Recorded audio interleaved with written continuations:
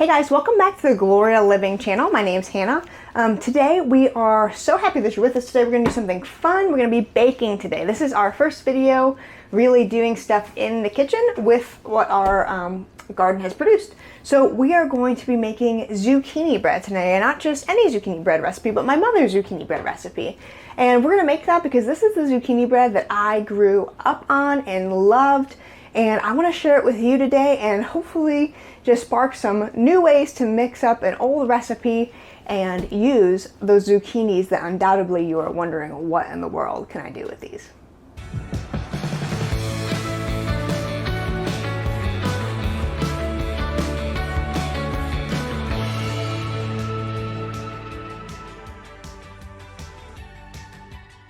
Growing up, my mom would make tons and tons and tons of loaves of zucchini bread, wrap them up, put them in the freezer, and all year long we would enjoy them as a treat and a dessert. It was something that always was loved at a party or a family get-together, friend get-together, holiday. My mom would take it out and everybody enjoyed and loved her zucchini bread. I didn't know it was a normal thing for people to eat zucchini bread because it sounded like such a crazy thing to me as a kid until I grew up and I had other people's versions and I realized there's tons of versions of zucchini bread, but I've never had anyone else's, like my mom's recipe. So my mother-in-law makes a zucchini bread that is not the same, and I had another one that was also a good recipe, and after all these years my mom is even mixing up her zucchini bread recipe. But today we are going to go back to Old Faithful zucchini bread recipe that I grew up on eating and I grew up enjoying, and I hope that you're going to enjoy it too. So let's check it out and get into it. The recipe is very basic and it's very similar to almost any other baking recipe. You're going to first combine your dry ingredients. You're going to separately combine your wet ingredients. You're going to mix them all together and be ready to go. So what we're going to need for this to get your stuff ready is, well, one, preheat your oven to 350 degrees, and that's what we're going to bake our bread at.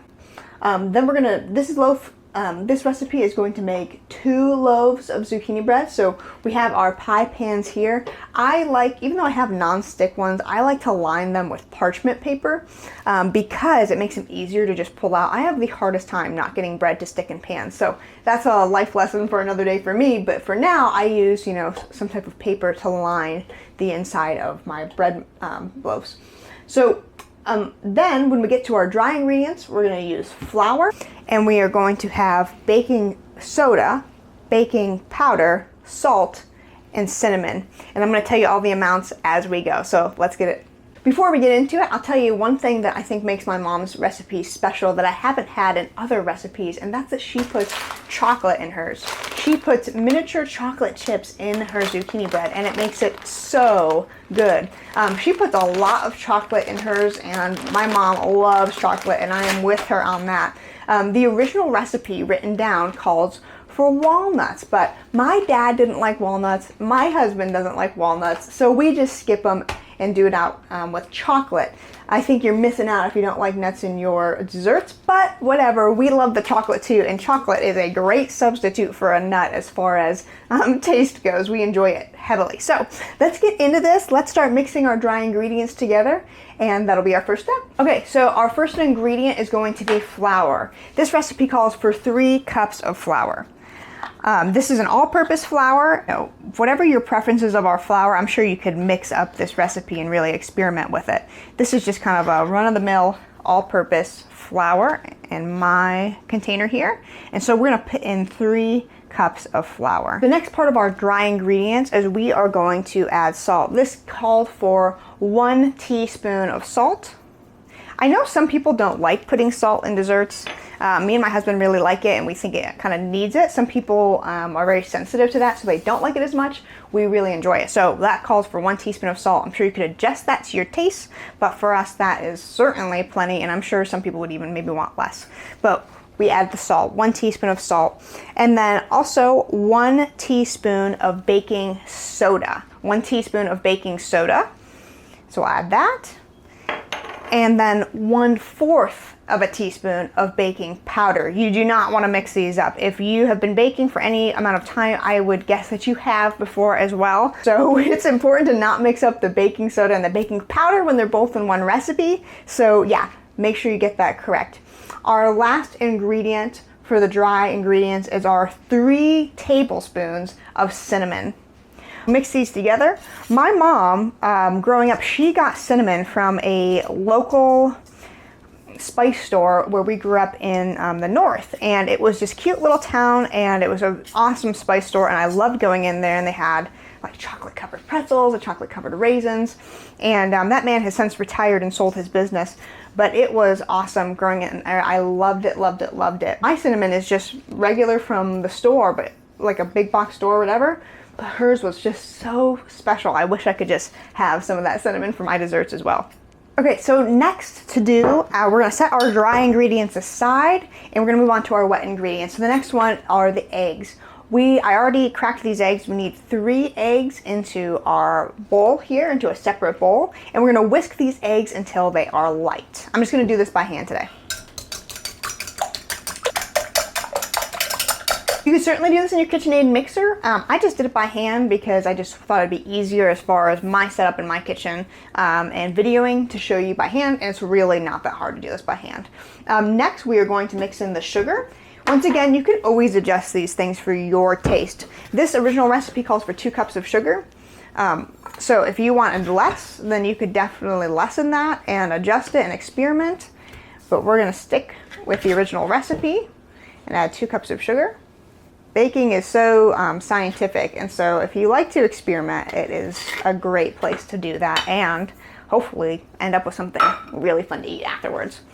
Okay, so we're gonna mix our sugar in. We are also going to mix our oil in.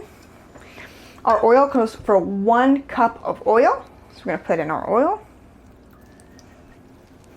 And then we are also going to put in our vanilla. And that is going to call for 2 teaspoons of vanilla. So we'll put in our vanilla.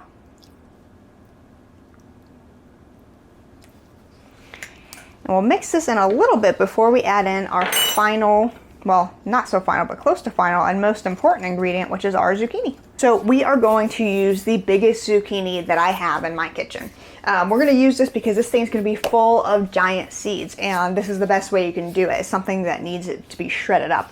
I'm going to show you how to cut one of these open and what to do with this, and yeah, and then we'll get on to our next step. Okay, so our next step is going to be slicing up this zucchini. So we're going to get cutting this open. You just need a large kitchen knife, and I'm just going to cut off the top. Make sure your knife is sharp when they're big because they can be hard to cut open. I'm going to cut off both ends. We'll see if we're still good on the inside here. Yep, still good on the inside. Okay, what I'm going to do, because this is so large, I really need to cut it down this way, but I just don't even want to play with that. I'm going to cut it first in half. I'm going to show you how we do this. Look at these ginormous seeds. Yeah, this could be good. If you want to save your seeds, then this would definitely be one to let grow big and save your seeds. I'm not going to save these ones. I still have more seeds, and yeah, there's a few reasons why I won't be saving these ones this year. But anyways, I'm going to show you what's next. Okay, so I just cut that in half. When I am done cutting this in half, there are multiple ways I could do this. I could simply scoop out this gunk, as I'll call it. The stuff in the middle, the seeds, the unwanted kind of pulpy stuff in the center. I could scoop it with a spoon, or you can cut it in multiple directions. You can cut it down in half again. And if you do that, then you can also just cut it like this. Do you see? I'm going to take the corner of it and just slice off this part that I do not want and slice all the way down.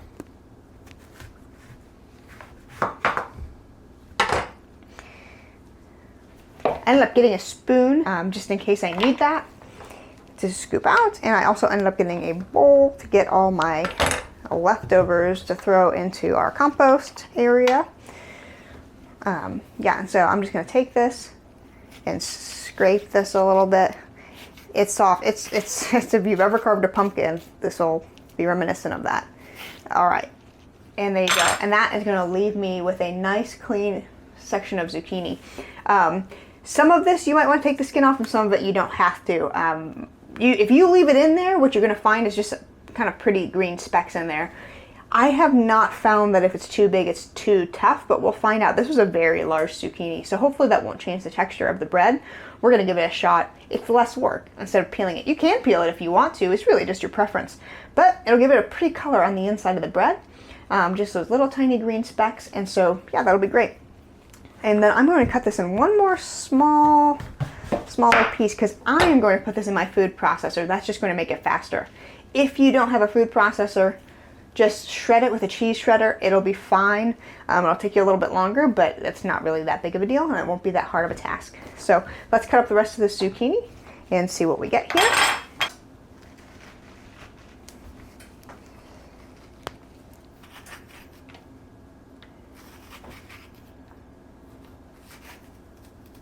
If you're wondering how far to scrape out, look how much of the center of that is would have been the seeds and the pulp. This part is very hard. It's very hard compared to this. This is all very soft. So you'll know it when you feel it. When you're scooping down and you get to something harder, you'll know you've gone far enough, and that is what you're going to use for your zucchini bread. So for this, we're going to need 3 cups of zucchini. I will tell you what, my friends. A big zucchini like this will go very, very far. So it's going to give us much more than 3 cups. We're going to need to make other things besides just a couple loaves of zucchini bread.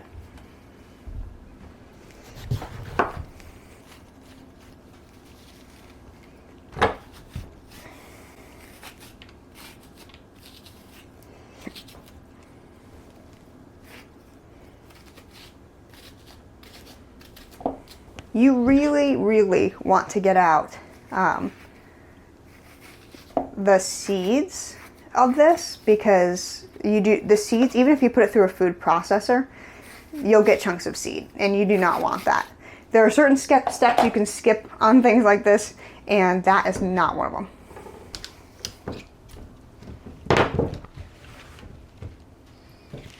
Okay, so this is what we got ending with all that zucchini. We got a lot of pieces of zucchini. We're gonna put this through the food processor really fast.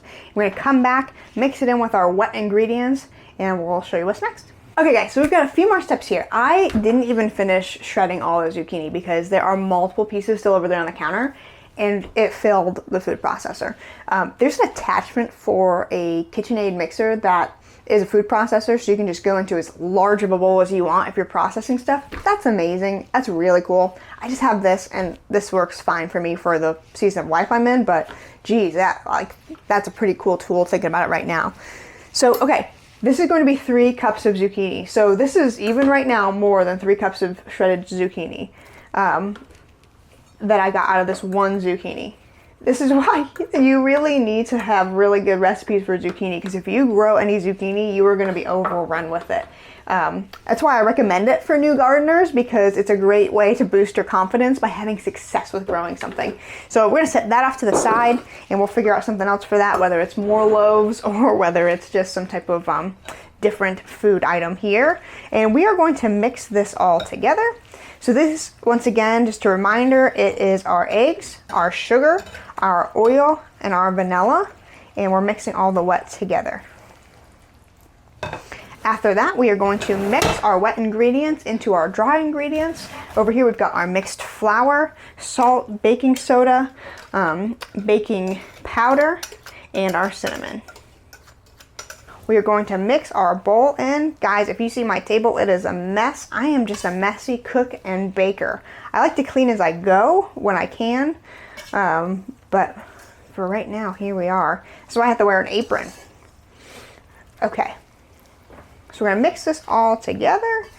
Our last ingredient, and I'm gonna mix this in before I totally finish mixing, are our mini chocolate chips. Super duper important to realize that you need to have mini chocolate chips. Okay, so the next important tip, chocolate chips. Which ones can you add? Obviously you can get creative with this, but honestly, you need mini chocolate chips. I don't know if they come in other flavors of mini, but you need mini. And the reason why is because if you put chocolate chips, like big ones, and you put them in your bread, they'll sink to the bottom. So these ones, my mom, that's what she always said in the recipe, to put mini in, because otherwise they'll sink to the bottom. I'm sure that came from experience. So yeah, her recipe, she puts a whole bag in. I am going to put less than that. As you can see, it's a pretty fluid recipe. You can change it up as you want. I'll put a little more than half just to try out having a little bit more in there.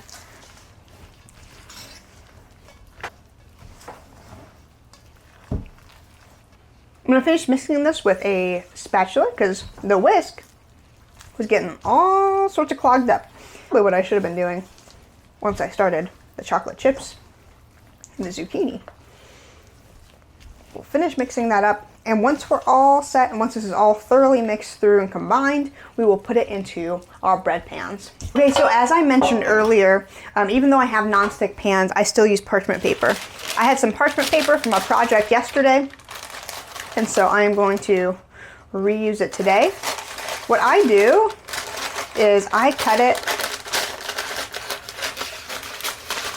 not very evenly, but I cut it just so, let's see if you can see this, so it's thin enough to fit just underneath, so when the bread goes in, I can just kind of loosen it on the sides and lift it up and hopefully not have too much damage in the corners. When I'm pouring it in, sometimes I have a problem with the parchment paper getting kind of in the way, so I try and bend it down a little bit out of the way.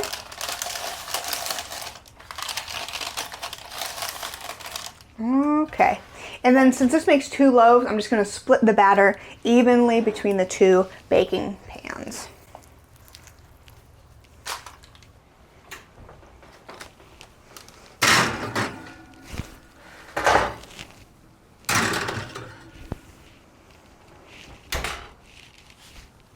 Well guys, we are just about there. Our final step is just baking the zucchini bread. So I am going to put this in for 1 hour. That depends on your stove. Mine, even though it reads correctly, it seems like it, for some reason, bakes faster. So I like to put mine on a timer for a little bit sooner, a little bit earlier. Check it. I don't mind just adding some time on.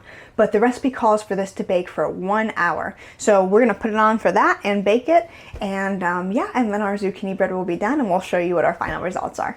Well guys, our zucchini bread is out of the oven. It is totally done cooking and right now it is cooling. Let me just show you what we've got. We have got it cooling on our racks and yeah, it looks awesome. This is gonna be so delicious. Our kiddos are going to be so happy to bite into this and enjoy this. They're going to absolutely love it. And I hope this was a fun twist on a classic recipe for you guys to add some chocolate into your zucchini bread. And anyways, if you guys enjoyed this video, please like the video. Please share it with your friends and family. And as always, please subscribe to the channel. It's the best way to support us creating this content for you. Until next time, guys, we'll see you soon.